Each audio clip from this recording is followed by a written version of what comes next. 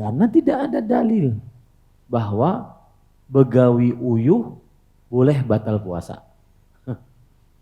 Ada dalil. Ya, tidak ada dalil. Kecuali kalau pas mengayuh beca, kehausan, hendak mati, nah baru boleh minum. Baru boleh minum.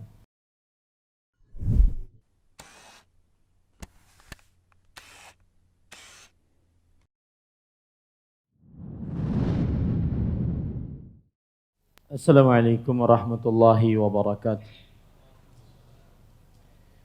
Bismillahirrahmanirrahim. Innal hamdalillah nahmaduhu wa nasta'inuhu wa nastaghfiruh wa na'udzu billahi min shururi anfusina wa sayyiati a'malina. Man yahdihillahu fala mudilla lahu wa man yudlil fala hadiya lahu.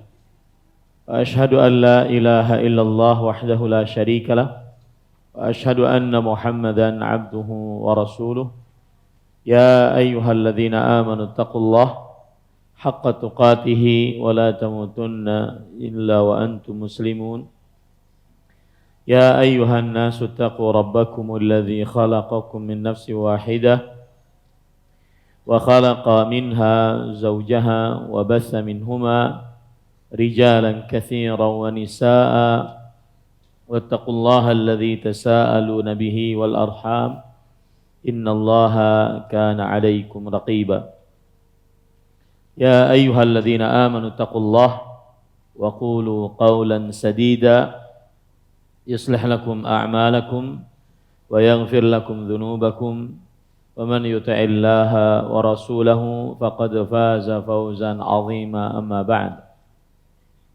فإن أصدق الحديث كتاب الله وأحسن الهدي هدي محمد صلى الله عليه وعلى آله وسلم وشر الأمور محدثاتها وكل محدثة بدعة وكل بدعة ضلالة وكل ضلالة في النار.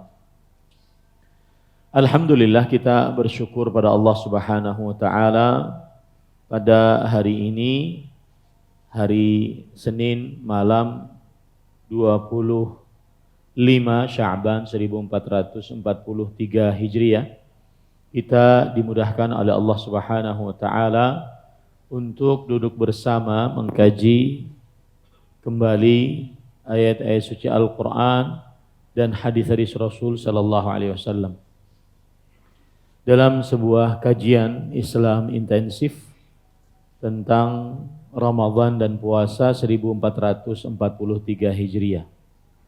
Dan ini adalah pertemuan yang terakhir, yang keempat dalam kajian Islam intensif Ramadan berkah 1443 Hijriah dari masjid ke masjid.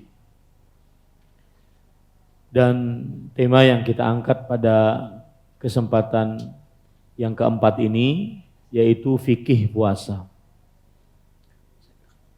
Salawat dan salam semoga selalu Allah berikan kepada Nabi kita Muhammad sallallahu alaihi wa ala alihi wasallam, pada keluarga beliau, para sahabat, serta orang-orang yang mengikuti beliau sampai hari kiamat kelak.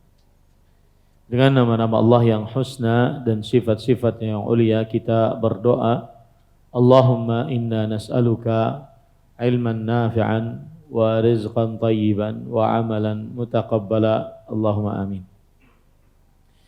Ahibati fillah, afanillahu iyyakum. Tema kita adalah fikih puasa. Fikih artinya pemahaman, sedangkan fikih di dalam istilah syariat adalah ma'rifatul ahkam asy-syar'iyyah al-amaliyah allati min adillatiha at-tafsiliyah, yaitu mengenal hukum-hukum syariat. Hukum-hukum syariat berarti bukan hukum-hukum akal. Hukum-hukum syariat berarti hukum-hukum yang berkaitan dengan agama Islam. Bukan hukum akal, bukan hukum kebiasaan. Min adillatiha tafsiliyah. Al-amaliyah min adillatiha tafsiliyah. Mengenal hukum-hukum syariat yang berupa amalan. Amalan seperti sholat, puasa, zakat, haji.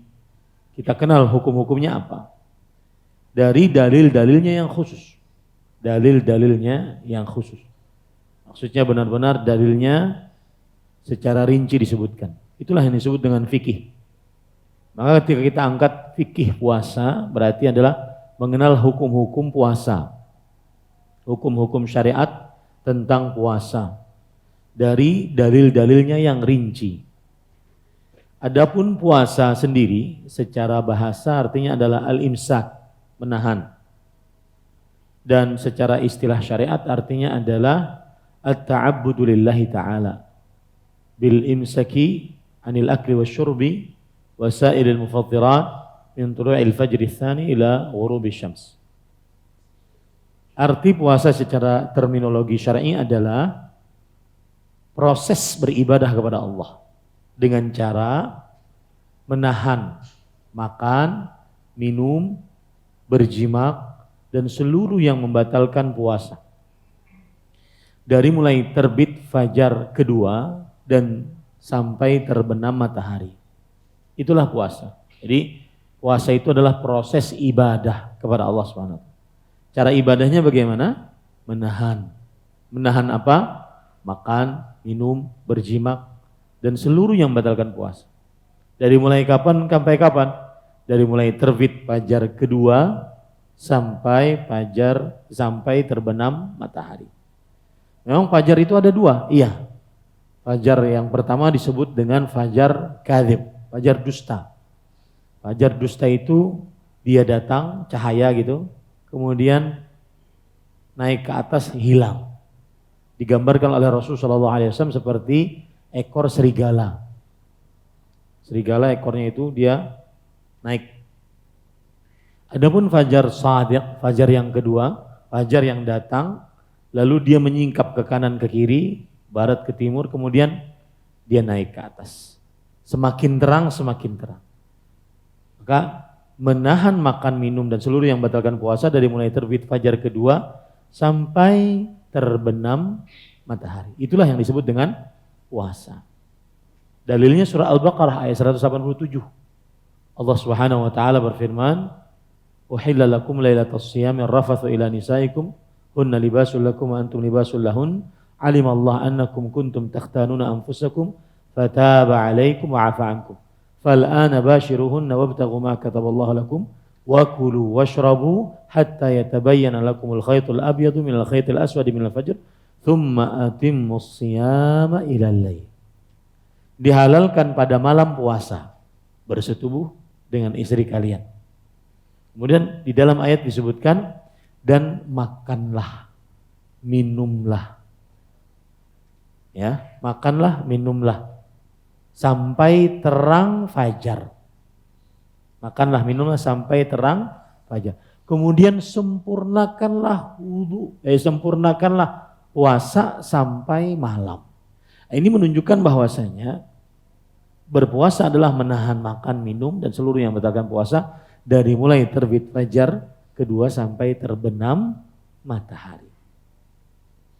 Baik, itu adalah pengertian puasa. Kemudian rukun puasa. Rukun artinya adalah sesuatu yang harus ada di dalam puasa. Tidak sah puasa tanpa rukun itu. Rukun adalah sesuatu yang harus ada di dalam puasa. Tidak sah puasa tanpa rukun tersebut.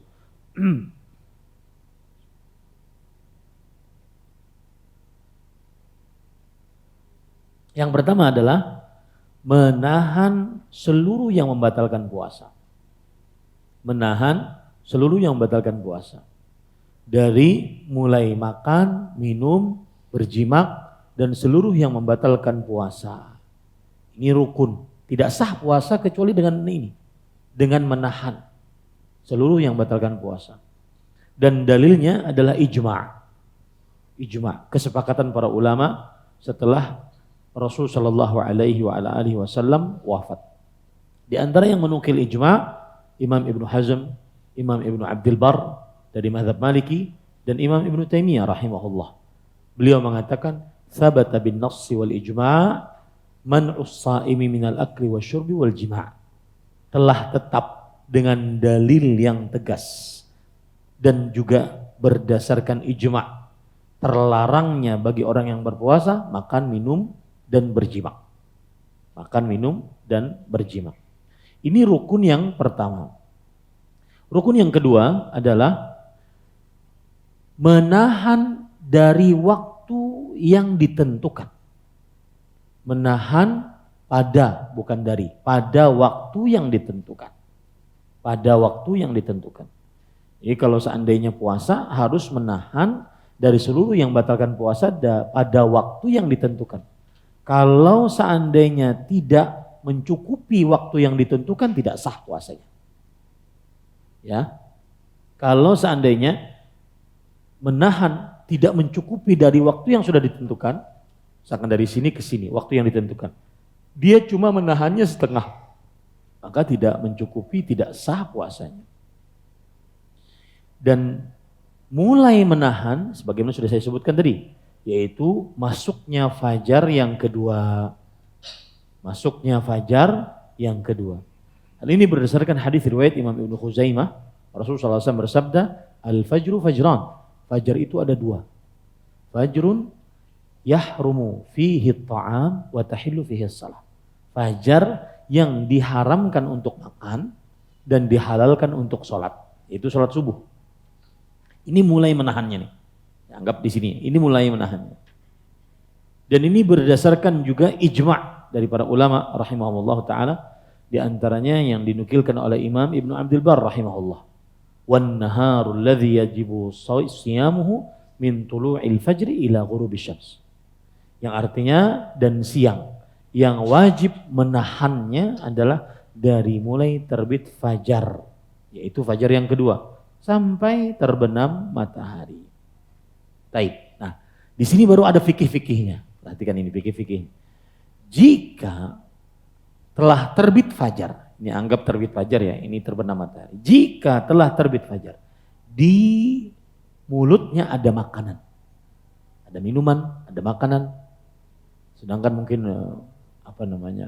azan jauh tidak terlalu terdengar, atau dia baru bangun, kemudian tergesa-gesa, tidak tahu azan sisa 1 menit 2 menit lagi, maka bagaimana yang dia harus kerjakan? Siapa, ini namanya fikih ya. Fikih itu permasalahan-permasalahan. Mengenal hukum-hukum syar'i.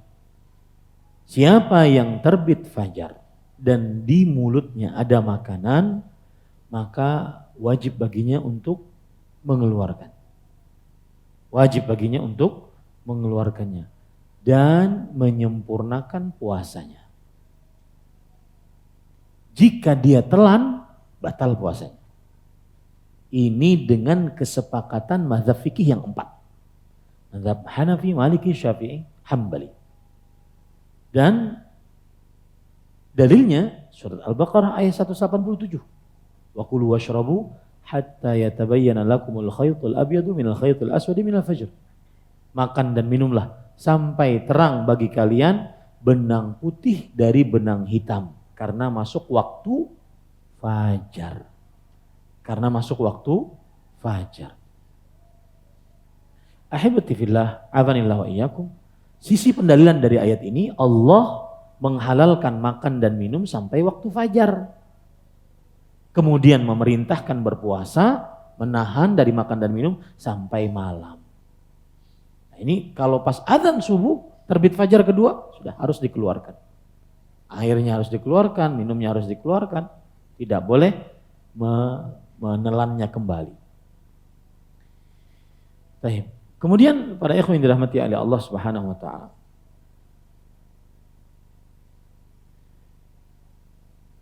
Di sana ada pendapat yang kedua. Yaitu pendapat ulama, beberapa ulama peneliti. Dan pendapat ini disebutkan oleh Syekh Ali Hasan Al-Halabi, murid besar Imam Muhammad Nasiruddin Al-Albani. Kemudian Syekh Salim bin Aid Al-Hilali, murid besar juga Muhammad Nasiruddin Al-Albani rahimahullahu ta'ala. Bahwasanya jika makanan ada di mulut dan sudah azan, maka pada saat itu dia makan. dia makan. Teruskan makannya. Apa yang ada di tangannya.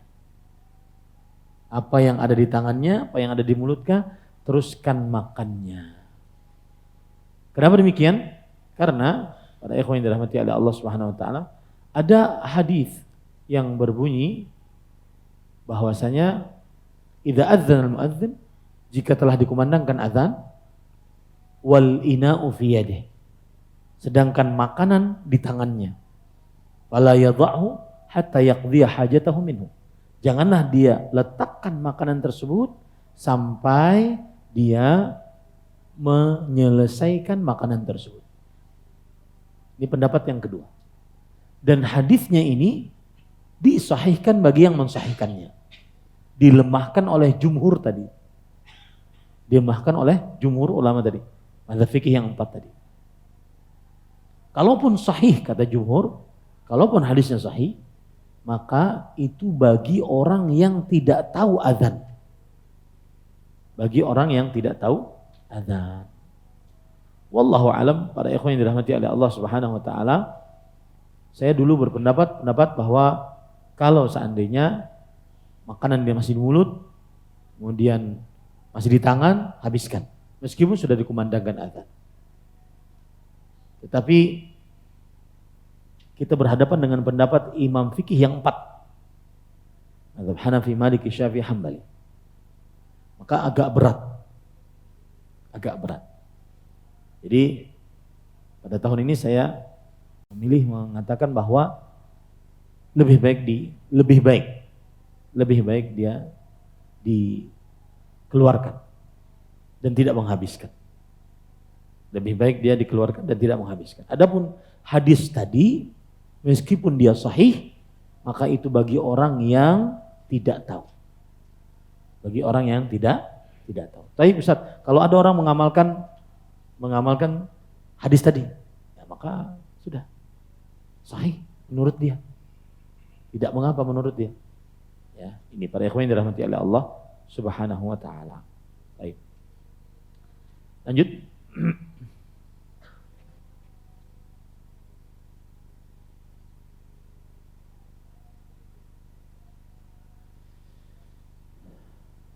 Kemudian kapan selesai menahan?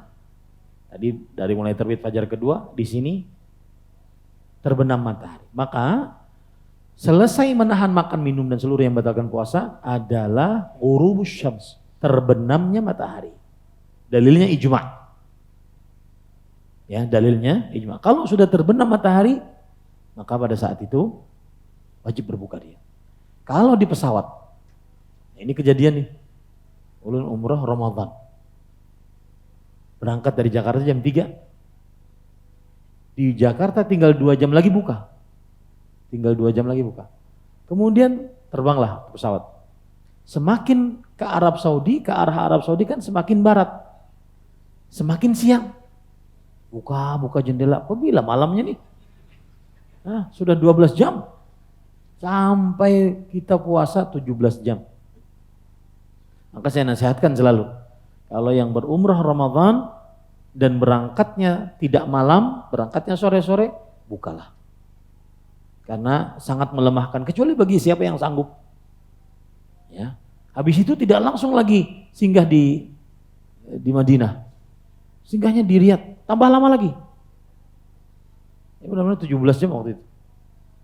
Nah, ini yang jelas kalau kita di pesawat, yang jadi ukuran adalah apa yang terlihat di pesawat, bukan jam tempat kita berangkat, atau bukan jam tempat kita kedatangan, bukan. Tapi lihat di mana kita di atas pesawat. Baik itu untuk berbuka, baik itu untuk bersahur.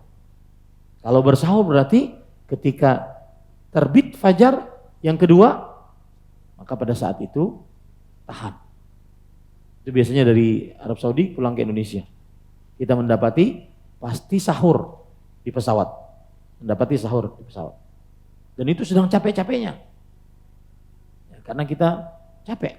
Pulangnya itu setengah malam biasanya. Waktu tidur dan segala macam. Maka banyak yang terkadang terlambat sholat subuhnya. Kalau lagi Ramadan berumroh dan pulang ke Indonesia. Itu banyak yang terlambat sholat subuhnya. Kalau seandainya berangkat dari Indonesia, maka yang kita dapati adalah waktu buka puasa. Waktu buka puasa pokoknya mengikut apa yang terlihat di pesawat. Kalau sudah terbenam matahari, buka. Ya, demikian. Baik, para ikhwah yang dirahmati oleh Allah Subhanahu wa taala, selanjutnya, permasalahan selanjutnya itu rukun puasa. Jadi rukun puasa ada 2, yaitu menahan dari hal-hal yang membatalkan puasa, dan yang kedua adalah mencukupi waktu yang sudah ditentukan untuk berpuasa. Sekarang syarat-syarat puasa. Syarat-syarat puasa. Syarat yang pertama adalah Islam. Maka wajib berpuasa jika dia muslim, dan sah puasanya jika dia muslim. Dan tidak wajib puasa atas orang kafir. Tidak sah puasanya orang kafir. Tapi nanti di akhirat dia akan disiksa. Tidak wajib puasa orang kafir. Jadi kata orang Nasrani, aku kan wajib puasa. Kenapa? Aku beragama Nasrani. Ayo aja, hadangi jadi akhirat kena. Ya. Ini para ikhwah. Nah, kemudian dalilnya adalah ijma'. Dalilnya adalah ijma'. Baik. Permasalahan-permasalahan fikihnya. Apabila ada orang kafir asli. Kafir asli itu Yahudi, Nasrani, Majusi, Hindu, Buddha, Konghucu, gak pernah masuk Islam sebelumnya, kafir asli. Masuk Islam di bulan Ramadan. Masuk Islam di bulan Ramadan. Diberi petunjuk oleh Allah masuk Islam di bulan Ramadan. Maka jawabannya adalah, jika seorang kafir yang asli, bukan murtad ya, bukan murtad, masuk Islam, maka tidak wajib baginya qadha atas puasa yang terdahulu. Misalkan masuk Islamnya hari ke-11. Ini dari tanggal 1 tanggal 10 enggak puasa dia karena masih kafir. Ini enggak wajib qadha. Begitu juga tahun-tahun yang lalu yang sesudah dia balik tidak wajib qadha. Paham ini? Baik. Dalilnya adalah qul lil ladzina kafaru iyantahu yughfar lahum ma qad salaf. Surah Al-Anfal ayat 38. Katakanlah wahai Muhammad SAW untuk orang-orang kafir, jika mereka berhenti dari kekafirannya, diampuni dosa-dosanya. Jika mereka berhenti dari kekafirannya, diampuni dosa-dosanya. Begitu juga hadis Amr bin As radhiyallahu anhu. Ketika beliau masuk Islam, beliau memegang erat tangan Rasulullah SAW. Kata Rasulullah SAW, apaan ini? Kata Amr bin As radhiyallahu anhu, aku ingin memberikan syarat. Kalau aku masuk Islam, dosa-dosaku yang telah dahulu diampuni. Kata Rasul sallallahu alaihi wasallam, "Ama 'alimta anna al-Islam yahdimu ma qablah?" Apakah engkau tidak mengetahui bahwa orang masuk Islam maka dosa-dosanya yang telah lalu diampuni? Orang kalau seandainya orang kafir masuk Islam, itu seperti bayi yang baru keluar dari rahim ibunya tanpa dosa. Ya, tanpa dosa. Baik. Kemudian dalilnya yang lain ijma'. Karena tidak diketahui Nabi Muhammad SAW memerintahkan untuk mengqadha orang yang kafir dari para sahabat yang masuk Islam. Tidak diperintahkan oleh Rasulullah SAW. Nggak ada dalilnya bahwa siapa? Umar bin Khattab misalkan. Bukan, Umar bin Khattab masih di Mekah. Yang waktu Ramadan, misalkan Abu Hurairah, tahun ke-7 Hijriah masuk Islam. Sesudah Nabi berhijrah ke kota Madinah. Puasa sudah ada. Kewajiban puasa sudah ada. Ketika Abu Hurairah masuk dalam agama Islam, tidak diwajibkan untuk mengqadha. Nah, itu ijma'. Yang menukilkan ijma' diantaranya Al-Hafidh Ibnu Hajar Al-Haytami, ulama generasi terakhir yang bermadzhab Syafi'i. Yajibu qadha'u ma fata min Ramadan bil ighma' li'annahu naw'un min marad, naw'u marad wa faraqas salah bi masyaqqatin taqarraha wa riddah li'annahu iltazama al-wujub bil Islam dunal kufr al-asl. Wajib mengqadha puasa Ramadan bagi orang murtad, beda dengan orang kafir asli. Orang murtad wajib mengqadha nih. Ya. Baik. Nah, permasalahan selanjutnya. Orang kafir masuk Islam jam 12 siang sebelum sholat zuhur. Apa yang harus dia lakukan? Apakah dia mengqadha harinya itu atau tidak? Paham maksud ulun? Masuk Islam jam 12. Kan dari awal tidak puasa nih.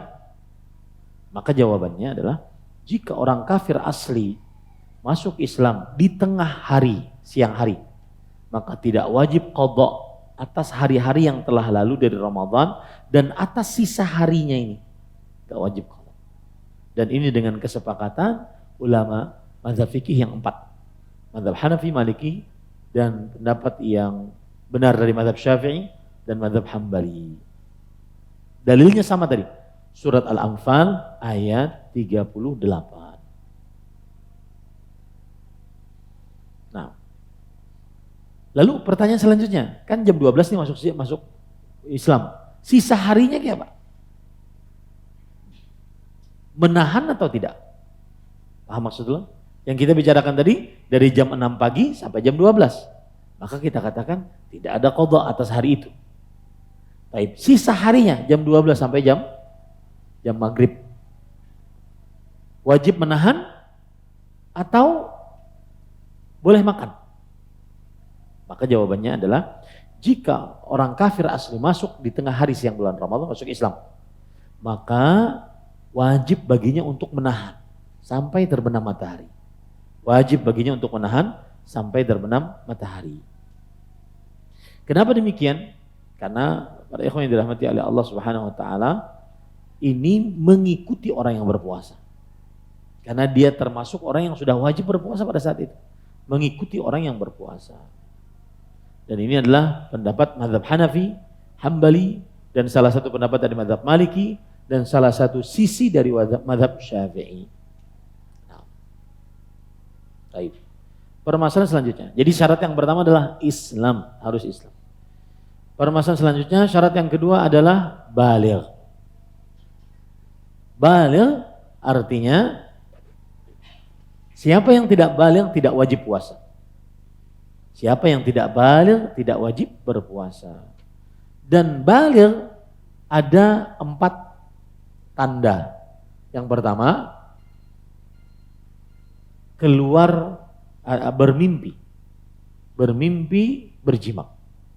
Yang kedua, umur 15 tahun. Yang ketiga, keluar bulu-bulu di sekitar kemaluan. Tambah yang keempat, khusus perempuan, yaitu mandi terkena haid. Ini tanda baligh. Baik. Baligh syarat wajib. Jika sudah baligh wajib puasa. Tetapi bukan syarat sah. Jika anak kecil puasa, sah tidak? Sah. Itu ada namanya syarat wajib, ada namanya syarat sah. Baligh syarat wajib saja. Kalau seandainya sudah baligh wajib puasa. Tapi bukan syarat sah. Kalau seandainya anak kecil berpuasa, sah tidak? Sah. Nah, ini di sini saya ingin mengingatkan anak-anak yang sudah baligh, anak-anak yang berumur, kadang-kadang baru berumur kelas 3 SD. Perempuan ada yang sudah haid. Umur 9 tahun. Ada yang sudah haid. Ini hati-hati. Jangan sampai dibiarkan. Kalau orang tuanya membiarkan atau menganggap remeh, berdosa orang tua. Ya, berdosa orang tua. Baik. Kemudian dalilnya apa? Hadis riwayat Imam Abu Daud dari Ali bin Abi Thalib radhiyallahu anhu. Rufi'al qalamu an thalathah. Pena pencatat amal di buku catatan amal kita diangkat dari 3 orang, tidak dicatat. Anin naim hatta yastayqidh, dari orang tidur sampai dia bangun. Wa anil sabi hatta yablugh, dari anak kecil sampai dia baligh. Wa anil majnun hatta yaqil, dari orang gila sampai sadar. Ini menunjukkan bahwasanya yang bayi belum baligh tidak wajib untuk berpuasa. Kenapa? Karena belum dicatat. Belum dicatat. Baik. Permasalahan fikihnya, tidak wajib bagi orang yang baligh mengqadha apa yang sudah lalu sebelum balighnya. Misalkan nih ada anak baligh umur 15 tahun. Wajib nggak dia mengqadha puasa yang umur 14, 13, 12? Maka jawabannya tidak wajib. Dalilnya ijma', kesepakatan para ulama rahimahumullah ta'ala. Baik. Kemudian para ikhwan dirahmati oleh Allah. Nah, ini penting. Ada anak kecil balik di tengah hari Ramadan. Laki-laki, anak kecil balik di tengah hari Ramadan.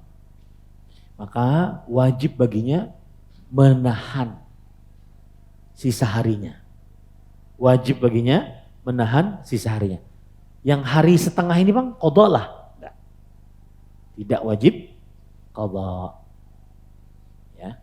Meskipun dia sudah makan di awal pagi, maka kalau dia balik di tengah hari, maka dia wajib mengqadha. Kecuali haid. Biar anak perempuan, mah ulun haid nih, jam 12 siang, pertama kali dia haid. Maka berarti dia termasuk orang yang diwajibkan untuk berpuasa setelah suci dari haidnya. Ya.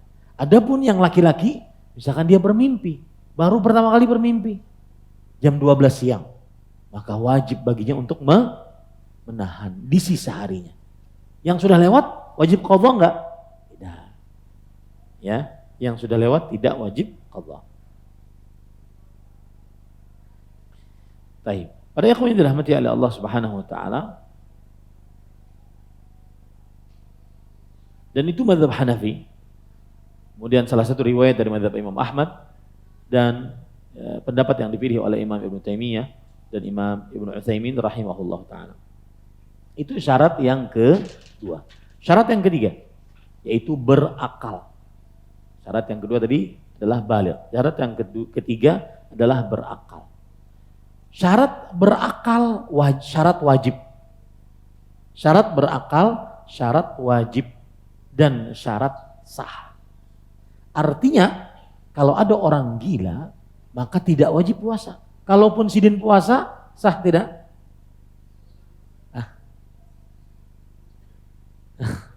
Akal syarat wajib dan syarat. Kalau ada orang gila puasa, tidak wajib kan? Kalau puasa juga sidin, sah tidak? Tidak sah. Kenapa? Karena tidak bisa meletakkan niat. Hah? Orang gila, tidak bisa meletakkan niat. Nah ini pada ikhwan yang dirahmati oleh Allah Subhanahu wa ta'ala. Jadi orang gila tidak wajib puasa dan kalau berpuasa juga tidak sah. Dalilnya tadi, diangkat pena tadi. Baik. Hukum puasanya orang gila kalau sadar di tengah hari. Jam 12 siang sadar. Ya Pak.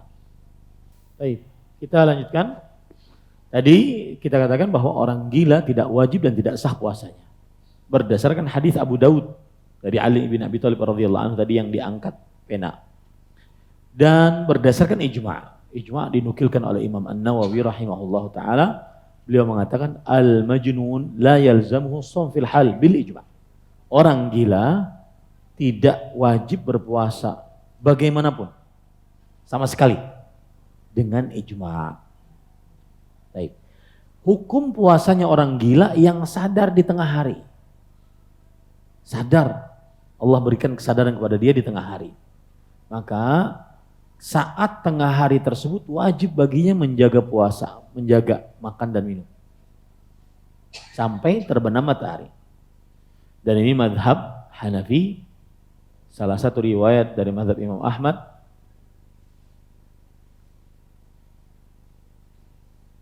Baik. Kemudian ahibati fillah a'adhanillahu wa iyyakum. Hukum puasa orang yang berniat di malam hari. Lalu siang hari gila. Sadarnya himbah maghrib. Ya betul. Niat sudah di malam hari. Berarti kan sadar tuh. Habis subuh gila. sampai maghrib. Mbak adzan maghrib sadar pulang. Ujian dari Allah Subhanahu wa taala. Maka tidak sah puasanya. Tidak sah puasanya. Dan ini mazhab jumhur ulama. Mazhab Maliki, Syafi'i, Hambali. Berdasarkan hadis tadi. Hadis Ali bin Abi Thalib riwayat Imam Abu Daud diangkat pena tadi. Baik. Kemudian hukum puasanya orang yang demensia. Hilang ingatan. Hilang pengingat. Demensia namanya.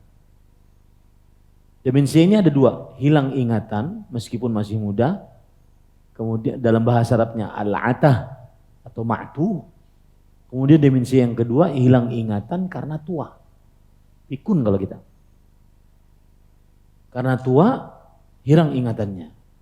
Ini disebut dengan al-mukhariq. Yang karena tua ini al-mukhariq. Yang karena penyakit, ini al-ma'tuh namanya. Kadang ingat, kadang tidak. Hilang ingatan. Maka kita membicarakan yang hilang ingatan dulu. Bukan karena tua. Maka jawabannya adalah jika orang yang hilang ingatan, yang punya demensia, jika hilang ingatannya dan tapi tidak sampai kepada derajat gila, maka tidak ada kewajiban atasnya untuk berpuasa. Tidak ada kewajiban atasnya untuk berpuasa. Tidak ada juga qadha. Demensia, hilang ingatan, tapi tidak sampai gila. Tidak ada kewajiban atasnya untuk berpuasa dan tidak juga apa? Qadha. Tidak juga qadha. Dalilnya sama tadi. Hadis Ali bin Abi Thalib, riwayat Abu Daud, diangkat pena dari 3 orang. Dari orang gila sampai dia sadar. Dan juga berdasarkan ijma'. Berdasarkan ijma'. Begitu juga orang tua yang demensia, tua pikun, maka tidak ada kewajiban baginya untuk puasa dan tidak ada kewajiban untuk qadha. Nah, ini kan sering ditanyakan, kadang sadar Ustaz, kadang kada, maka masuk semuanya ke dalam hal itu. Baik, hukum orang yang berpuasa kemudian sepanjang hari siup. Sepanjang hari siup, entah mensiupkan diri sendiri atau kada, siup. Imbah subuh siup sampai apa? Terbenam matahari. Maka jawabannya adalah tidak sah puasanya. Dan wajib mengqadha. Nah, yang siup ini tidak sah puasanya. Wajib mengqadha. Dan ini mazhab jumhur, mazhab Maliki, Syafi'i, Hambali.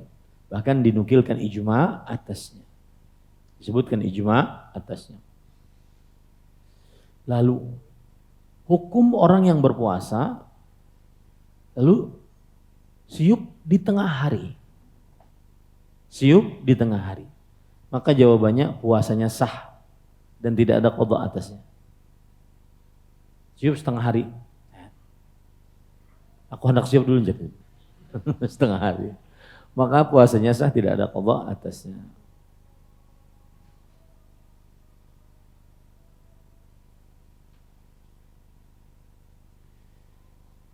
Apalagi permasalahan yang hilang akal.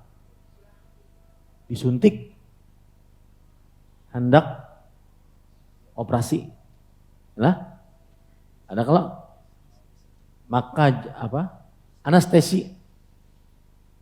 Maka jawabannya seperti yang siup tadi. Seperti yang siup tadi. Apa yang siup?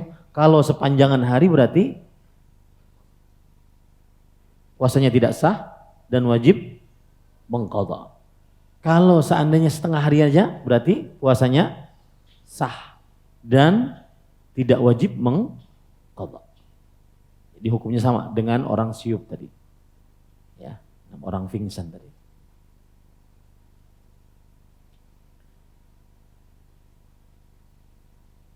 Baik. Selanjutnya, Itu syarat yang ketiga ya, akal. Syarat yang keempat, mukim. Syarat berpuasa wajib adalah mukim, artinya diam, tidak bersafar. Ini wajib untuk berpuasa. Dalilnya ijma'. Dalilnya ijma' dinukilkan oleh Imam Ibnu Hazm rahimahullah. Ittafaqu ala anna siyama nahari Ramadan ala sahihil muqim al-aqil al-baligh alladhi ya'lamu annahu Ramadan wa qad balagha wujuba siyamihi wa huwa muslim.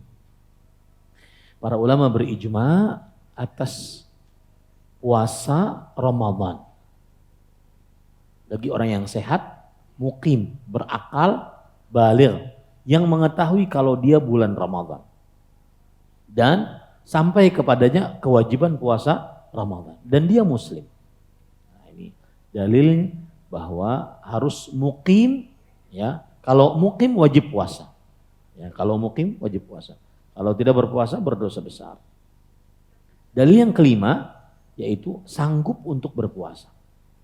Sanggup. Orang yang lemah karena tua atau karena penyakit kronis yang susah untuk sembuh dan diharapkan sulit diharapkan kesembuhannya, maka tidak wajib atasnya berpuasa. Tidak wajib atasnya berpuasa. Yang tidak sanggup untuk berpuasa. Nah, ini ada masalah. Sebelum masalah, dalilnya dulu. Dalam surat Al-Hajj ayat 78. Surat Al-Hajj ayat 78. Wa ma ja'ala 'alaikum fid dini min haraj. Allah tidak pernah menjadikan bagi kalian di dalam beragama kesulitan. Kalau memang tidak sanggup untuk berpuasa, maka dia boleh tidak berpuasa. Permasalahannya sekarang, tukang becak. Panas loh nih. Ya. Panas. Apalagi kami yang di Barito Kuala, panas-panas. Terasa sekali panasnya. Ada tuh beberapa hari terasa sekali panasnya, betul tidak? Ya. Mataharinya sampai seperti gerhana begitu mataharinya. Sidin ngayuh sepeda becak. Bolehkah berbuka? Tukang bangunan, tukang kampas barang yang bekerja berat di pasar, ya, maka bolehkah untuk berbuka? Karena kan dilihat dari syarat yang kelima tidak sanggup untuk berpuasa. Jawabannya adalah tetap wajib berpuasa. Karena tidak ada dalil bahwa begawi uyuh boleh batal puasa. Ada dalil. Ya, tidak ada dalil.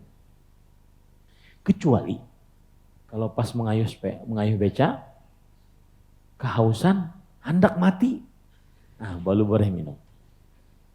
Baru boleh minum. Ya, kenapa? Bukan karena mengayuh becanya, tetapi karena hendak matinya. Ya, demikian. Dan saya berpesan sebelum Ramadan ini, hendaklah lihat kanan kiri depan belakang kita yang kesulitan hidup. Ya, yang Anda belum pernah di WA orang, Ustaz, ini cukup malam ini aja makannya. Setelah itu, kita tahu kamu mau makan apa lagi. Nah, jangan sampai ada tuh. Kaum muslimin siapapun yang sudah ngaji sunnah, yang belum ngaji sunnah, hati-hati. Ya, lihat di samping kanan, samping kiri, depan belakang kita. Kalau semua dari kita seperti itu, insya Allah kaum muslimin tidak ada yang minta-minta dalam bulan Ramadan. Biarkan semuanya happy-happy di masjid, nggak ada yang minta-minta. Itu pengalaman di Arab Saudi. Di Masjid Nabawi, Masjidil Haram mungkin nggak ketemu Bapak Ibu. Tapi di masjid-masjid lain yang bukan masjid suci, bukan Masjidil Haram maksud saya, itu kadang-kadang kita kalau lagi sholat zuhur, ada orang datang langsung ke depan. Kemudian bawa, kadang membukakan parut. Ya, kemudian memperlihatkan bekas perban karena operasi, kemudian minta-minta tujuannya. Biasanya imam langsung, yallah, roh barra. Maksudnya, ayo keluar. Karena di Arab Saudi jika ada itu menunjukkan negaranya masih miskin. Jika ada minta-minta di sebuah negara itu menunjukkan negaranya masih miskin. Makanya pengumuman resmi nggak boleh minta-minta. Apalagi dinas sosial di Arab Saudi sudah benar-benar bekerja berat. Insya Allah tidak ada korupsi bansos. Ya. Ini pada ikhwan yang dirahmati oleh Allah SWT. Maka saya nasihatkan sebelum Ramadan ini, rahim-rahim kita juga, coba cek rahim-rahim kita. Jangan sampai mereka sulit saat bulan Ramadan. Makanya para ulama mengatakan dianjurkan untuk mengeluarkan zakat harta sebelum Ramadan. Agar kaum muslimin yang miskin, yang fakir, yang memerlukan, mereka mengeluarkan mereka diberikan zakat sehingga bisa berpuasa. Tidak kesulitan untuk berpuasa. Nah, ini syarat yang ke-5. Syarat yang ke-6 adalah suci dari haid dan nifas. Suci dari haid dan nifas. Dan di sini saya ingin ingatkan, tapi jangan sampai pakai donasi ya. Sebutkan nama lagi. Jangan, jauhi aja. Kalau ingin bantu, perjapri saja. Misalkan, Pak ada ini Pak, ada yang memerlukan. Gak usah bikin donasi, atas nama fulan sedang dirawat di rumah sakit. Kasihan orangnya, dilihat satu dunia. Dan itu mungkin kalau nggak dihapus sampai hari kiamat. Maka kasihan. Kita menjaga kehormatan seorang muslim. Nah seperti yang saya ceritakan tadi. Ada orang sampai WA panjang kalau melihat. Malam ini nasinya cuma sampai ini Ustaz. Dan itu sudah ngaji sunnah. Ya, sudah ngaji. Ikhwan sudah ngaji. Kan kasihan. Ya, ini para ikhwan yang dirahmati. Jangan sampai seperti itu. Di syarat wajib bagi yang berpuasa harus suci dari haid dan nifas. Harus suci dari haid dan nifas. Dalilnya ijma'.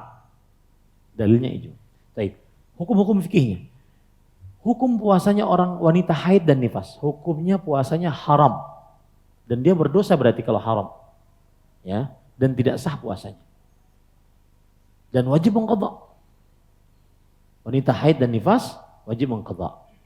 Nah, ini ada masalah. Saya punya kawan dokter di Jakarta. Beliau cerita, hari-hari ini Ustaz banyak perempuan datang ke klinik saya. Perempuan-perempuan yang darah kebiasaannya bermasalah. Nah saya nasihatkan bagi Bapak Ibu yang punya istri yang darah kebiasaannya bermasalah, selesaikan sekarang, obati sekarang. Baik itu karena istihadah, kalau karena haid kan memang kebiasaan, karena istihadah. Karena wanita-wanita sekarang ini kan makannya banyak macam-macam.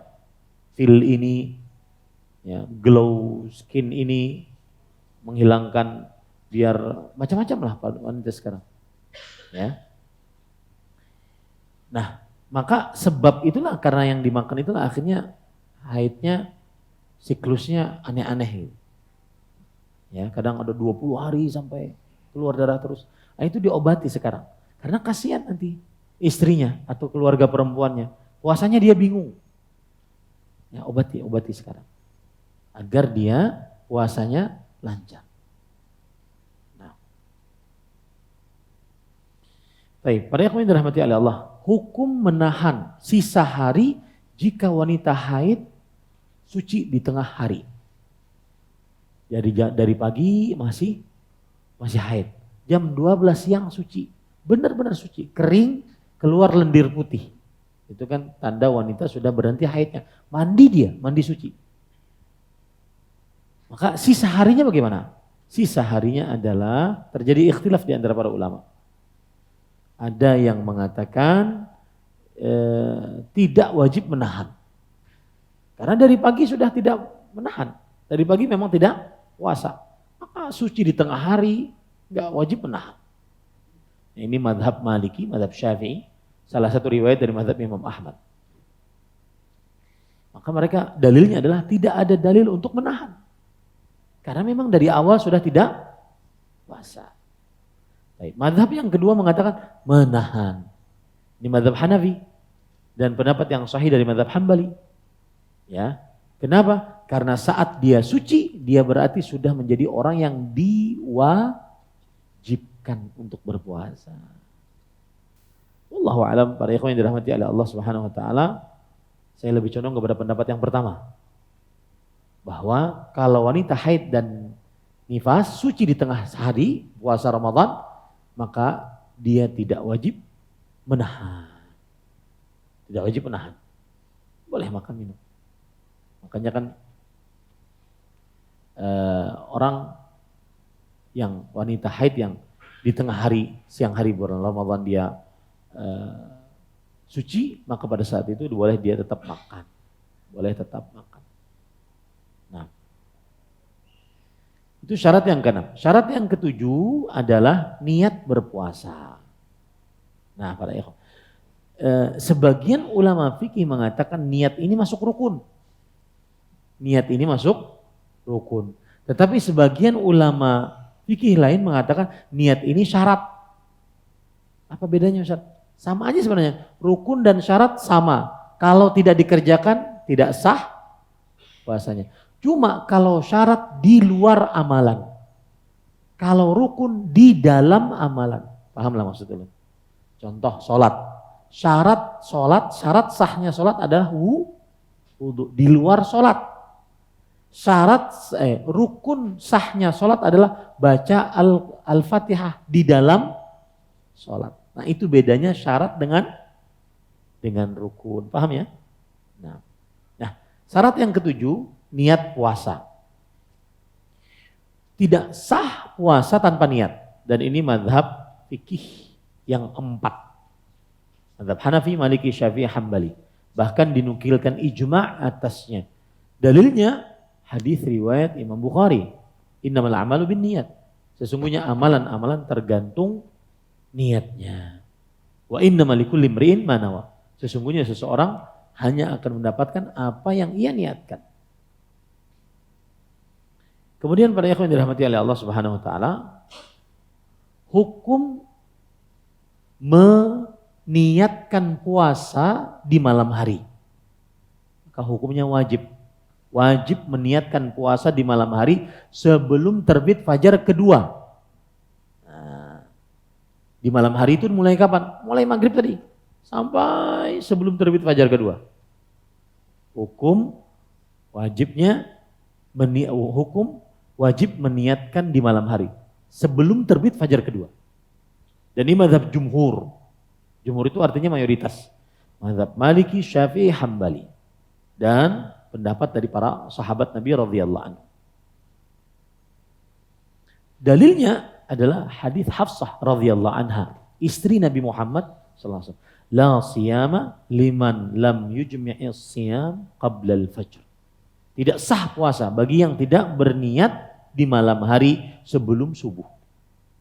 Tetapi ini puasa Ramadan saja. Sedangkan puasa sunnah, maka selama dari pagi belum makan, maka boleh dia berniat di pagi hari. Pun sudah 1 piring nasi kuning, kemudian hendak berniat puasa sunnah, udah mau. Paham maksudnya? Ya, ini para ikhwan yang dirahmati oleh Allah Subhanahu wa taala. Baik. Permasalahan selanjutnya, hukum mengulang niat di setiap hari bulan Ramadan.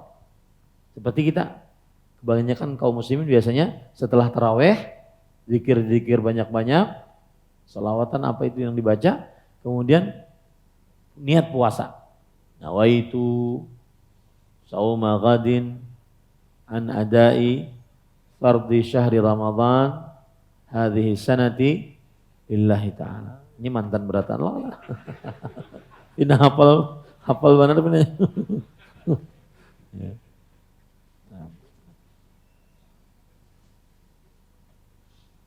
Baik. Ahibati fillah afanillahu wa iyyakum. Maka jawabannya terjadi ikhtilaf di antara para ulama. Ada yang mengatakan disyariatkan dan disunnahkan, bahkan disyaratkan setiap malam. Kalau disyaratkan berarti kada sah puasanya. Kalau kada setiap malam. Paham maksud lo? Kalau disyaratkan tidak sah puasanya. Kalau tidak berniat di setiap malam. Dan itu mazhab jumhur.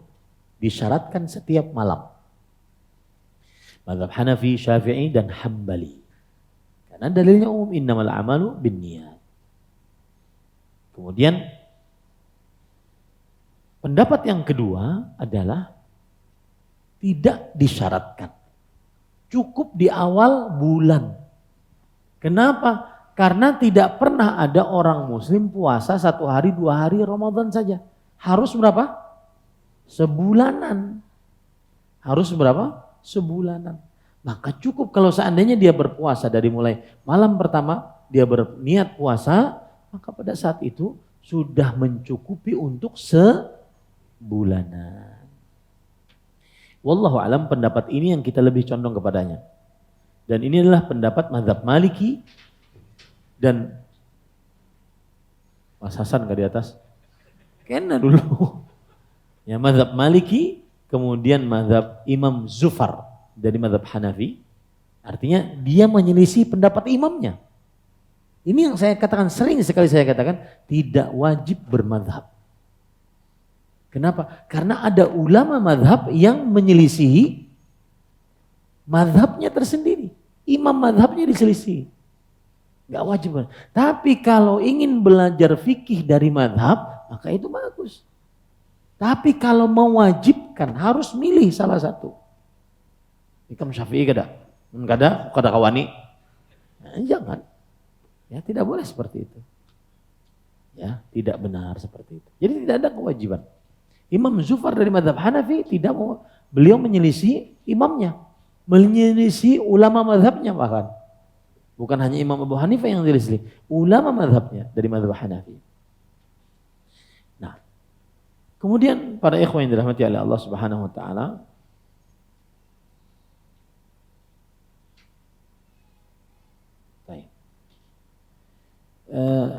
permasalahan selanjutnya yang berkaitan dengan niat, yaitu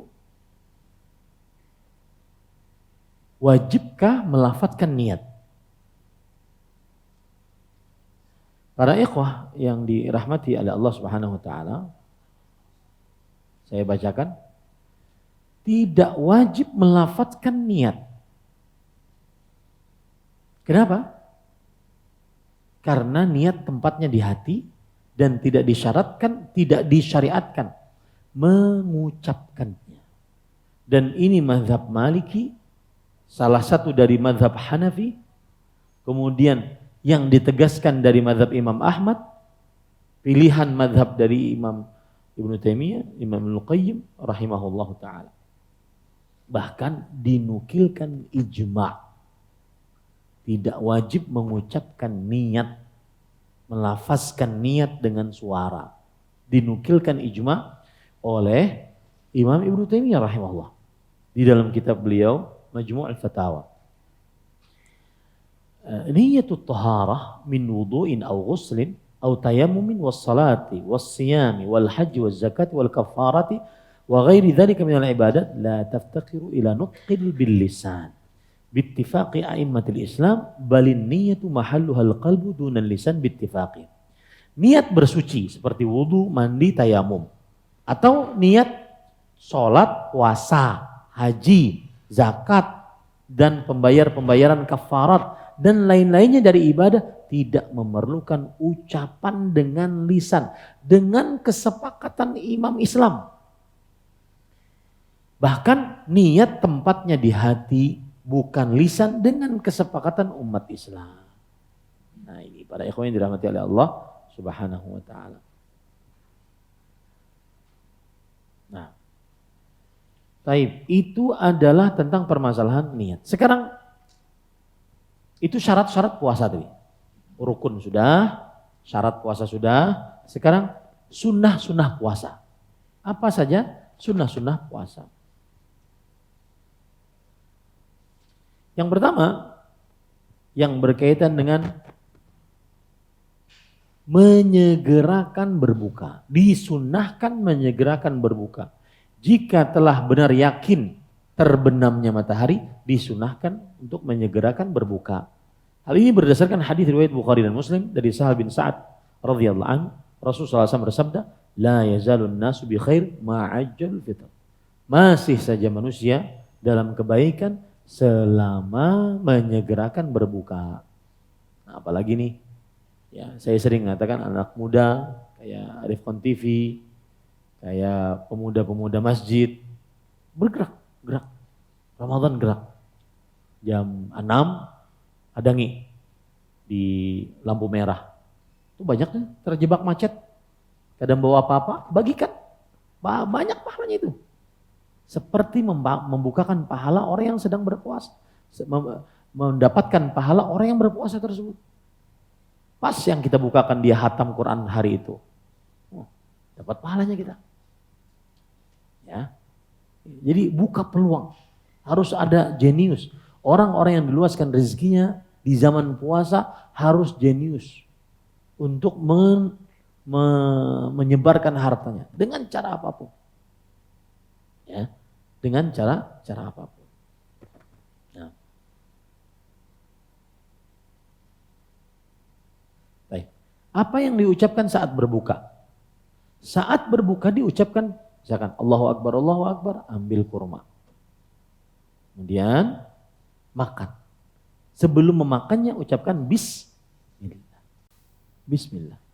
Kemudian minum. Sesudah makan beberapa kurma, kemudian minum, maka baru diucapkan doa Zahabadh dhama wa batallatil uruq wa sabatal ajru insyaallah. Hadis riwayat Imam Abu Dawud dari Abdullah bin Umar radhiyallahu anhu. Ini kesunahan yang pertama, menyegerakan berbuka. Dan kesunahan yang kedua adalah membaca doa setelah berbuka. Ingat ya, bukan pas sebelum berbuka. Sebelum berbuka ucapannya apa? Bismillah. Adapun doa yang biasa dibaca oleh sebagian kaum muslimin, Allahumma lakasumtu wa bika amantu wa ala rizqika aftartu birahmatika ya arhamar rahimin. Saya belum tahu dalilnya. Allah. Nah, kemudian kesunahan yang ketiga bersahur. Ini sunnah muakkadah. Para ulama bersepakat bahwa hukum bersahur sunnah muakkadah. Kenapa disebut sunnah, tidak wajib? Karena padahal Nabi memerintahkan. Rasulullah SAW bersabda, tasahharu, bersahurlah kalian. Dan asal hukum perintah menunjukkan kepada apa? Kewajiban. Oh, kenapa enggak wajib Ustaz? Karena satu, Nabi Muhammad SAW pernah puasa tanpa bersahur. Dan juga Nabi Muhammad SAW pernah membiarkan sahabat berpuasa tanpa bersahur. Yang disebut dengan puasa wisal. Puasa tanpa bersahur. Saya dulu waktu menghafal Quran, di pesantren menghafal Quran, seperti itu. Setiap hari puasa. Karena bagi kami menghafal Quran waktu itu, kalau makan itu penyakit. Karena habis makan uring. Sedangkan kita ngejar waktu. Saya harus targetkan 1 tahun selesai. Karena saya mau kuliah setelahnya. Sedangkan orang-orang biasanya di pesantren, saya pesantren tradisional. Pesantren tradisional dia nggak ada target.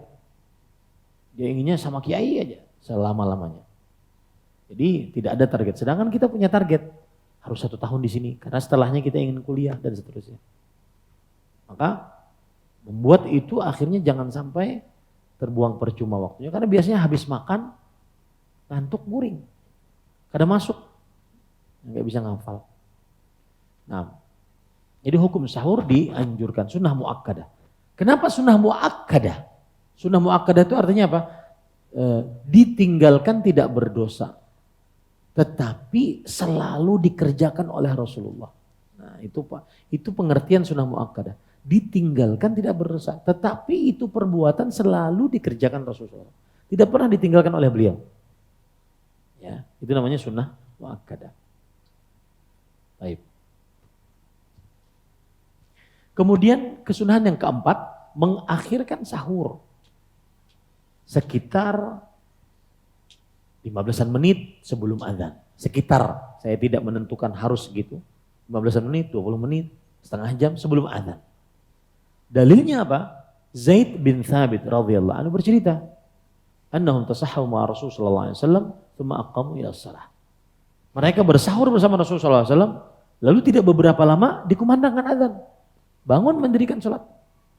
Lalu Anas bin Malik radhiyallahu anhu bertanya, berapa jarak antara sahur kalian dengan azan subuh? Kata Zaid bin Thabit yang pernah bersahur bersama Rasulullah SAW, qadru 50 atau 60 ayat. Sekitar 50 sampai 60 ayat. Kalau pian buka mushaf Madinah, 50 sampai 60 ayat itu setengah juz. Setengah juz kalau orang lancar baca Qur'annya, 1 juz setengah jam. 1 juz setengah jam. Berarti setengah juz 15 menit. Dan ironinya 10 menit sebelum azan subuh itu adalah waktu imsak. Padahal itu waktu paling bagus bersahur. Nah, itu dia. Ya. Jadi itu yang keempat. Yang kelima, bersahur dengan tamar. Tamar itu kurma kering. Jadi perkembangan buah kurma itu, ya, perkembangan buah kurma itu dari mulai yang apa ya istilahnya,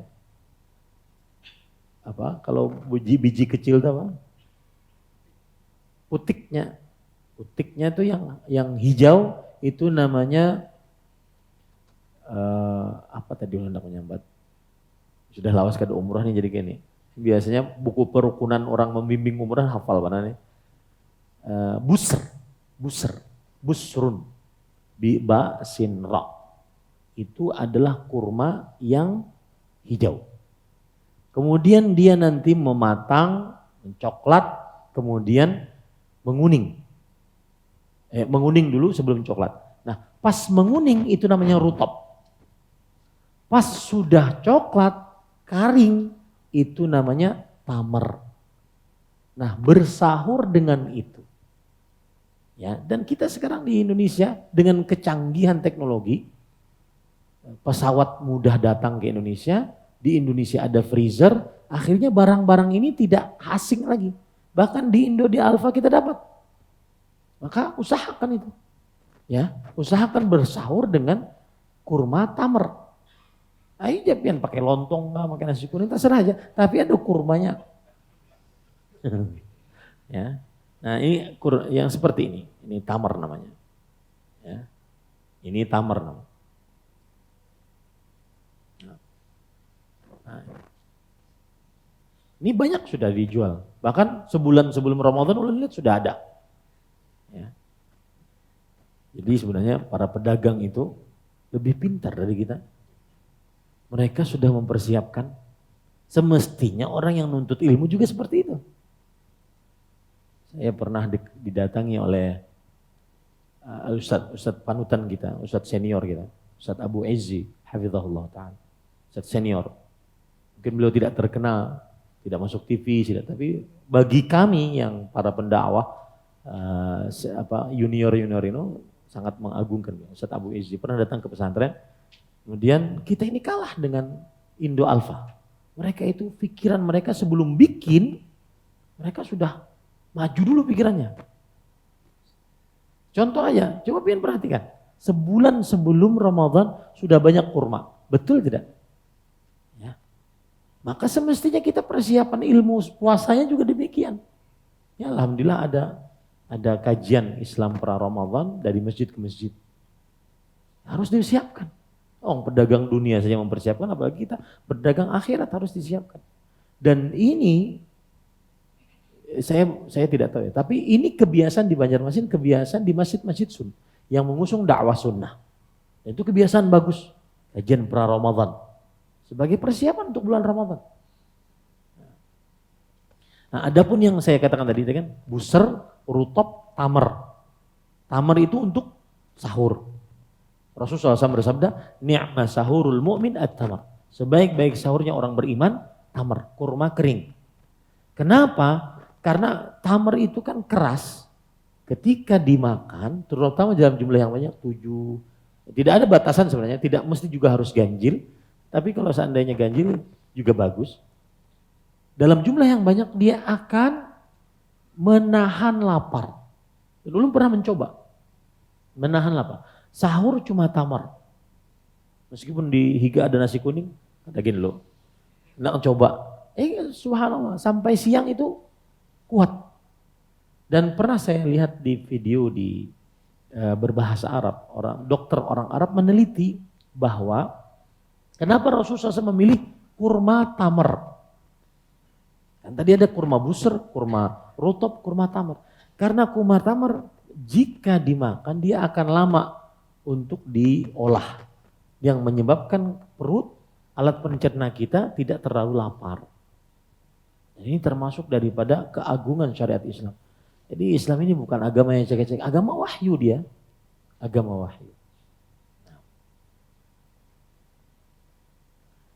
Baik, itu yang keberapa tadi? Yang ke 5. Baik, kemudian kesunahan yang lain para ikhwan yang dirahmati oleh Allah Subhanahu wa taala dari kesunahan puasa.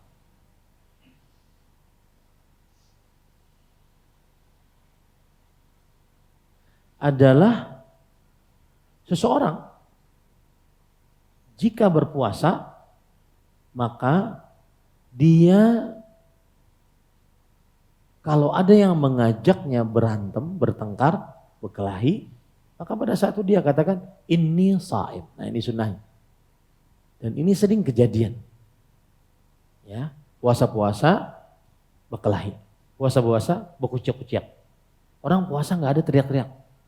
Puasa itu penuh dengan kewibawaan, penuh dengan kesantunan. Jadi biasa mungkin sebelum Ramadan suka mahalabiu di kantor. Pas di kantor, pas hari pertama bulan Ramadan, pina dia. Assalamualaikum. Apa kabar? Kenapa pegang? Puasa. Puasa itu penuh dengan kewibawaan. Ya. Jadi puasa-puasa dijauhi yang lucu-lucu, yang jauhi. Karena Rasulullah SAW bersabda, innama asyamu minal lagwi warrafath. Sesungguhnya puasa itu adalah berpuasa dari perbuatan yang sia-sia. Maka termasuk sunnah Rasulullah SAW ketika puasa, saat ada orang yang mengajak bertengkar, maka ucapkanlah inni shaim. Ini kesunahan.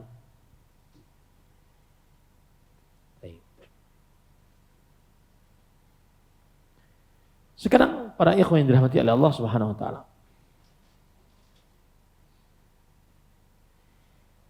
Permasalahan selanjutnya.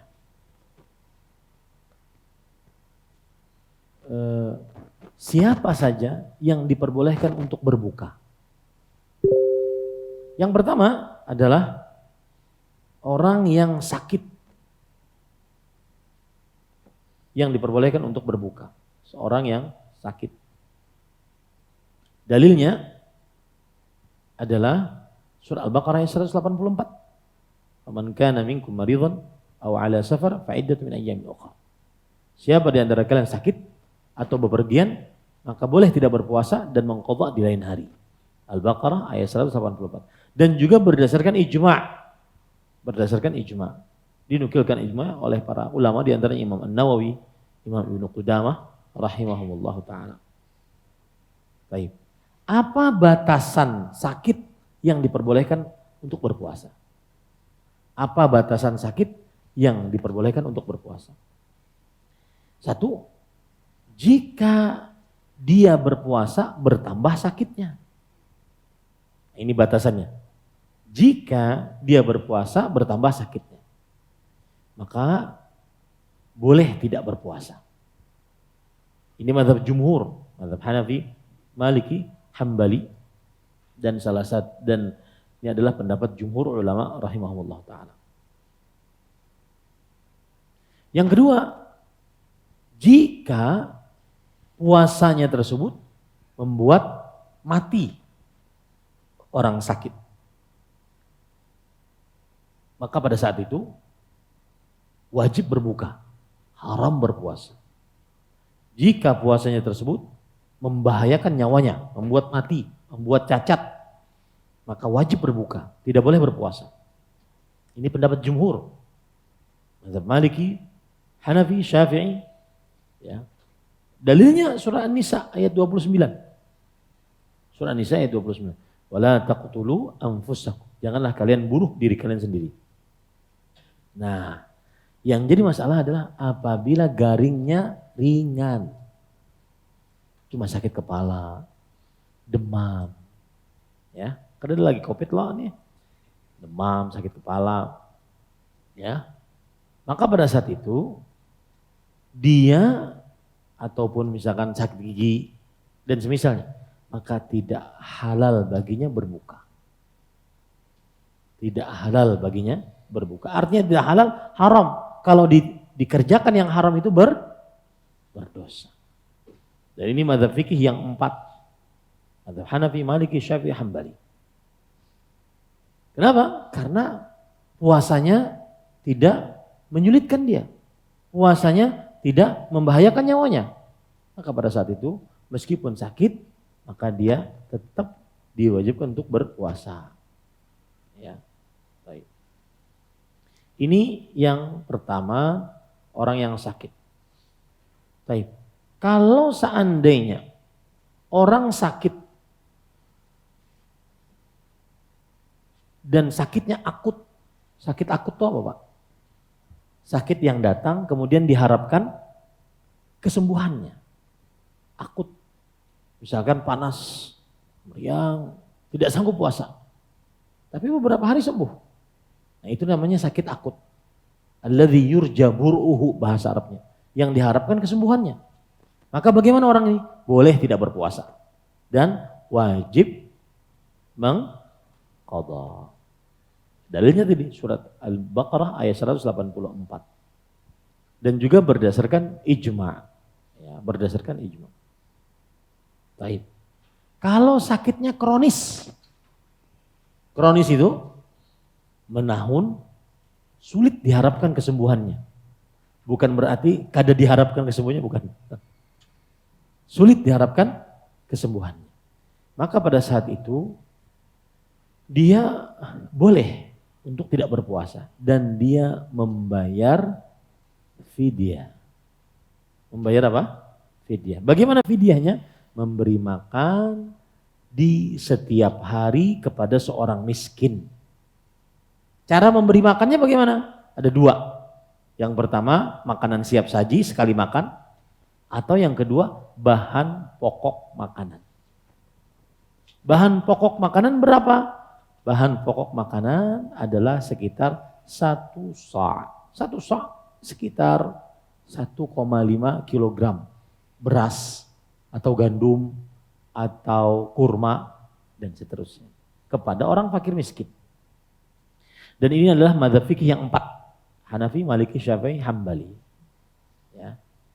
Ini kalau seandainya sakitnya kronis, menahun, sulit diharapkan kesembuhannya.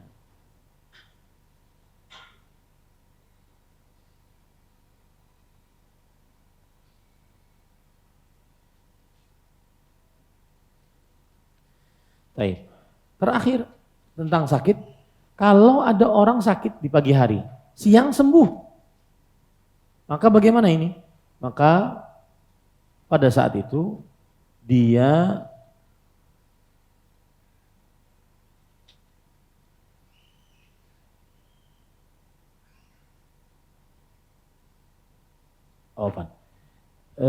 di pagi hari dia sakit, tapi puasa. Kemudian siang sembuh. Dari pagi hari dia puasa. Kemudian di siang hari sembuh. Maka pada saat itu lanjutkan puasanya. Lanjutkan puasanya. Nah, beda kalau seandainya dari pagi sudah tidak berpuasa karena sakit. Lalu siang sembuh. Maka bagaimana ini? Maka terjadi perbedaan pendapat di antara para ulama rahimahumullah. Wallahu alam, dia tidak wajib menahan sisa harinya. Jika dari pagi dia tidak berpuasa, siang harinya sembuh, kemudian tidak wajib menahan sisa harinya. Nah, ini adalah orang yang sakit yang pertama yang diperbolehkan untuk tidak berpuasa. Yang kedua adalah seorang yang musafir. Seorang yang musafir. Yang ketiga, seorang yang tua renta. Yang keempat, wanita yang hamil. Baik, saya akan bahas masalah wanita hamil ini. Karena ini banyak ditanya. Diperbolehkan wanita hamil dan menyusui untuk berbuka. Diperbolehkan berarti asal hukumnya tetap disyariatkan. Diperbolehkan asal hukumnya berarti tetap disyariatkan bagi wanita yang hamil dan menyusui. Baik. Diperbolehkan berbuka. Baik itu dia takut terhadap dirinya, si wanita hamil dan menyusui ini, atau takut terhadap janinnya atau bayinya. Janin yang ada dalam kandungannya atau bayinya yang disusuinya. Maka boleh dia berbuka. Dan ini kesepakatan mazhab fikih yang empat, mazhab Hanafi, Maliki, Syafi'i, Hambali. Lalu apa yang harus dia kerjakan? Kalau dia berbuka, apa yang harus dia kerjakan?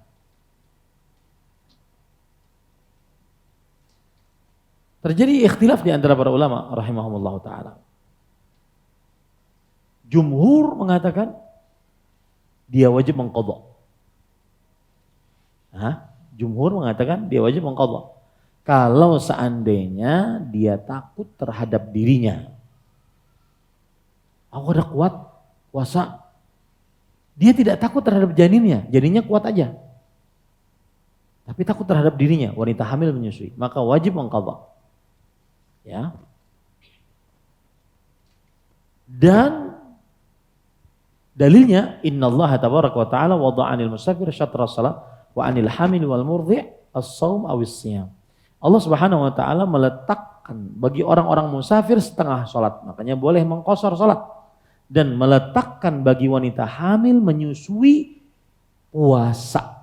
Lihat, musafir kalau kada puasa apa? Mengqadha. Disamakan oleh Rasulullah SAW wanita musafir, wanita hamil menyusui. Boleh tidak puasa. Berarti hukumnya sama dengan musafir. Berarti wanita hamil dan menyusui mengqadha. Baik. Ustadz, tahun ini saya hamil tidak puasa karena saya tidak kuat. Berarti saya wajib mengqadha. Tapi tahun depan anak mengqadha, melahirkan dan menyusui. Akhirnya tidak puasa lagi. Karena wajib mengqadha. Baik. Tahun depannya lagi hamil pulang. Karena lakinya kada dibolehkan poligami. Bininya digarapnya.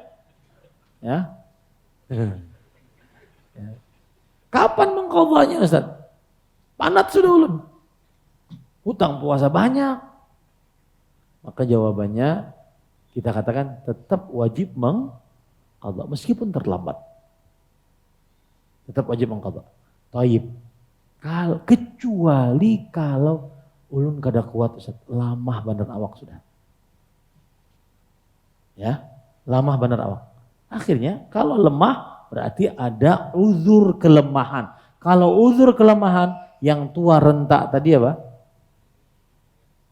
Boleh tidak puasa dan bayar fidyah. Begitu tahlil fikihnya. Ya, tapi asal hukumnya tetap wajib apa? Mengqadha kalau seandainya dia tidak berpuasa.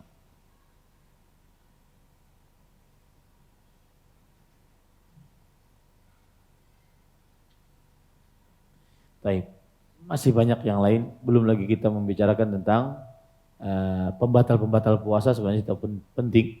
Tapi nanti pas waktu bulan Ramadan dari ustadz-ustadz yang lain mungkin. Karena pinanya ulun Ramadan ini di hinip di pesantren jegin. Kita bertamuan kena Mbah Syawal. Ya. Karena Ramadan wah ini aja hibah. Macet ya lah. Panat-panat mah adanginya. Lebih baik kita di pesantren jangan jadi orang desa di situ. Ya. Jadi bagi panitia Ramadan Kadusa gede hendak jadwalun terawih lah. Hendak di pesantren aja, diam di pesantren aja. Kada keluar-keluar. Bagaimana mengetahui anak laki-laki baligh? Karena seringkali mereka malu bercerita kepada orang tuanya. Takuni. Atau umur 15 atau bertanya tentang dua hal. Apakah pernah mimpi? Apakah keluar bulu-bulu di sekitar kemaluan? Ditanya. Dan ini bukan sesuatu yang aib, karena kita sebagai orang tua wajib untuk mengetahuinya. Wallahu a'lam. Apakah dengan mengajarkan anak usia 6 sampai 7 tahun untuk berpuasa setengah hari dulu adalah salah satu cara yang cukup baik menurut Islam? Maka jawabannya kalau 6-7 tahun lebih baik seharian karena sudah kuat. Kalau umur 5 ke bawah ya maka mungkin setengah hari tidak mengapa. Tapi kalau 6-7 tahun ingin setengah hari juga tidak mengapa. Tetapi lebih baik seharian. Karena mereka memang tidak diwajibkan. Apakah diperbolehkan seseorang menolak pemberian atau hadiah dari orang lain? Jawabannya boleh, tetapi kurang adab. Boleh, tapi kurang adab. Nabi Muhammad SAW la yaduddul hadiah. Beliau tidak menolak hadiah. Ya. Dan kalau perlu memang hadiah. Misalkan kita ingin banget ngasih hadiah ke orang itu, tapi orang itu selalu menolak. Maka kalau perlu diucapkan nama Allah. Ya, misalkan nih, ini ada hadiah. Selalu ingin diberi orang tuh kada mau. Nah, kalau ingin kita agar dia menerima hadiah kita, maka ucapkan demi Allah terima hadiah ulun. Nah, itu yang dikatakan kepada dia demi Allah tidak boleh menolak. Kalau menolak syirik. Ya betul. Kenapa? Karena sudah meremehkan nama Allah. Makanya kami dulu di Arab Saudi, kalau ada teman-teman orang Arab, kan kalau diajak ke rumah itu kan kita sungkan gitu. Padahal makanannya enak-enak. Maka mereka langsung mengatakan, Ahmad, wallahi anta ma'zum indi. Ahmad, kata beliau, demi Allah, makan siang di rumah saya. Itu sudah nggak bisa nolak lagi tuh. Biasanya kami katakan, wallahi saya nggak bisa. Dia pun juga nggak bisa nolak juga. Tapi ini untuk perkara-perkara yang penting, nggak boleh main-main. Ya, nggak boleh main-main. Misalkan, pian ada yang bebinian, wallahi, misalkan aja, wallahi, ulun hendak mengawini ading pian bebinian. Nah, ini semestinya harus dikasih tuh, karena pakai kata wallahi. Tapi ini kada boleh. Karena nanti bermudah-mudah dengan mengatakan apa? Wallahi. Ya. Wallahi, lu hendak minta motor pian. Maka ini tidak boleh bermudah-mudah. Nah. Ketika momen lebaran di kampung halaman ada tradisi membagi uang lebaran untuk para anak-anak. Kira-kira bagaimana Ustaz cara kita mensikapinya? Padahal secara ekonomi keluarga saya dan saudara saya berasal dari keluarga yang mampu dan berkecukupan. Baginya. Dia halal mubah tidak ada.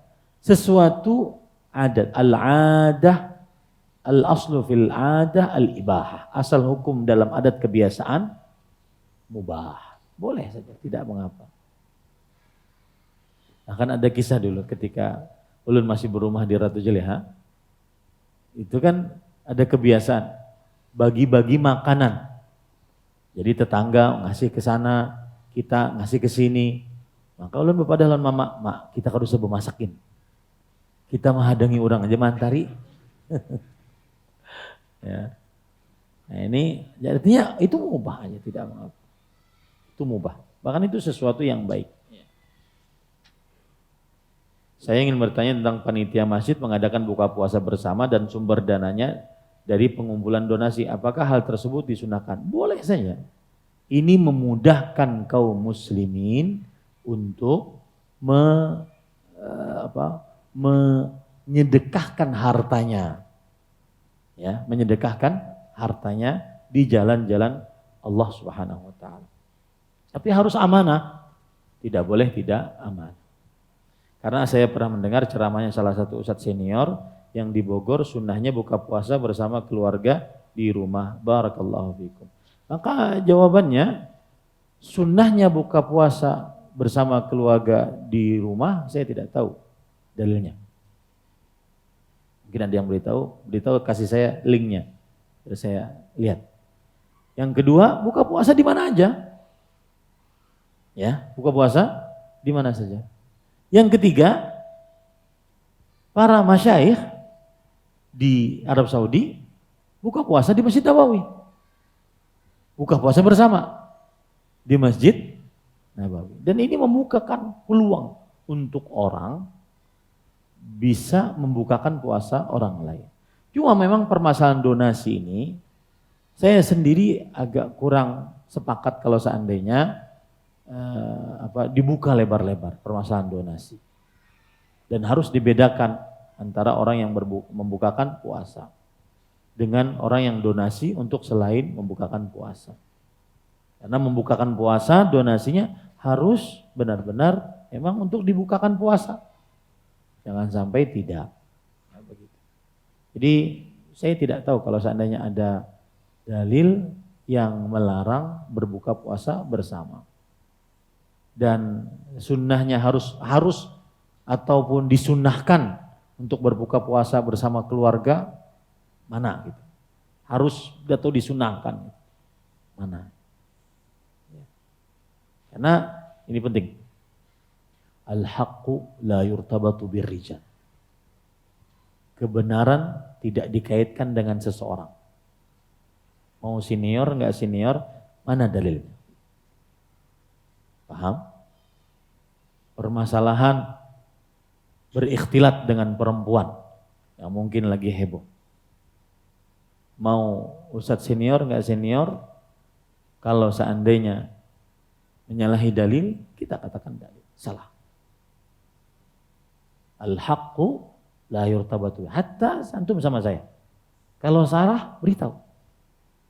Ustaz, antum salah. Beritahu. Dan itu dakwah salafiyah. Dakwah pakai dalil. Bukan pakai senioritas. Betul. Rasulullah SAW bersabda, al-barakah ma'a akabiri. Keberkahan bersama apa? Yang ulama-ulama besar. Betul. Tetapi harus ada dalil. Kalau tidak ada dalil, maka kita bersama dalil. Al-haqqu la yurtabatu birrijal. Ini pesan Imam Ibnu Utsaimin rahimahullah. Kebenaran tidak dikaitkan dengan orang. Karena saya yang mengerjakan pasti benar. Enggak juga. Paham maksud saya? Karena Ustadz Fulan yang mengerjakan pasti benar. Enggak juga. Mana dalil? Had dalil. Itulah bedanya dakwah salafiyah, dakwah sunnah. Mereka tidak melihat kepada sesuatu. Kenapa? Karena manusia bukan maksum. Yang maksum adalah siapa? Rasulullah. Kullu qaulin yu'khadhu minhu wa yurad illa sahibu hadzal qabr. Setiap orang ditolak dan diterima perkataannya kecuali yang dikuburkan di sini, kata Imam Malik rahimahullah. Yaitu siapa? Rasulullah sallallahu alaihi wasallam. Ini yang bisa saya sampaikan, dan ini bukan kurang adab, tetapi begitulah. Kalau ada maka mohon diberitahukan. Wallahu a'lam, sallallahu nabi Muhammad, walhamdulillahirabbil alamin. Wassalamualaikum warahmatullahi wabarakatuh. Terima kasih. Jazakumullah khairan wa barakallahu fikum.